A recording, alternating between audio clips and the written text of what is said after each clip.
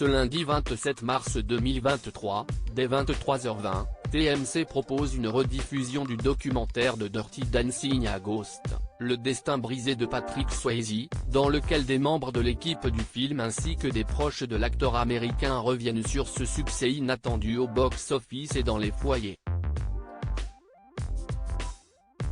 On y découvre notamment la technique ahurissante adoptée pour déjouer la météo sur le tournage.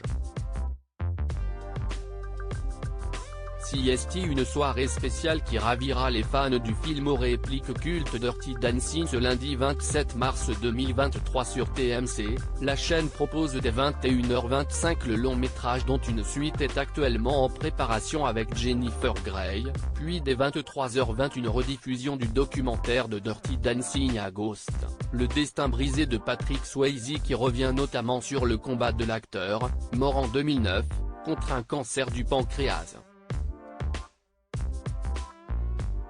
Mais les images font aussi la part belle au tournage du film, qui avait débuté en 1986 en Virginie. On a eu une très mauvaise météo presque tout le temps direction le Mountain Lake Lodge, au nord-est des États-Unis. Mais cette région isolée et montagneuse réserve alors de très mauvaises surprises aux équipes, on a dû couper des scènes, on a eu une très mauvaise météo presque tout le temps. Ce qui se passe avec les films à petit budget, CST qu'à un moment vous arrêtez de tourner et vous ne pouvez pas rattraper ça le jour d'après. Donc ce que vous n'avez pas réussi à tourner, vous ne l'aurez jamais. Alors vous allez vous coucher en sachant tout ça et vous essayez d'être en paix. Mais le matin je me mettais des rondelles de concombre sur les yeux pour que les gens ne voient pas que j'avais pleuré toute la nuit, confie Eleanor Bergstein, scénariste du long métrage dont un remake était sorti en 2018. Les feuilles tombaient des arbres. Et ce n'est pas tout. Le début du tournage ne correspondait pas vraiment à la saison en question à l'écran.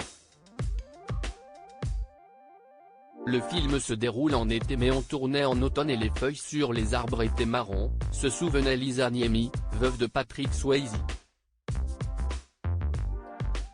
Avant que le coproducteur Mitchell Canold ne raconte à son tour, les feuilles tombaient des arbres. Donc on ramassait les feuilles, on les peignait et on les scotchait aux arbres. Une technique incroyable mais pourtant véritable, au point qu'une équipe sera même dédiée à cette tâche. À lire aussi Dirty Dancing, Jennifer Grey livre de très rares infos sur la suite du film culte.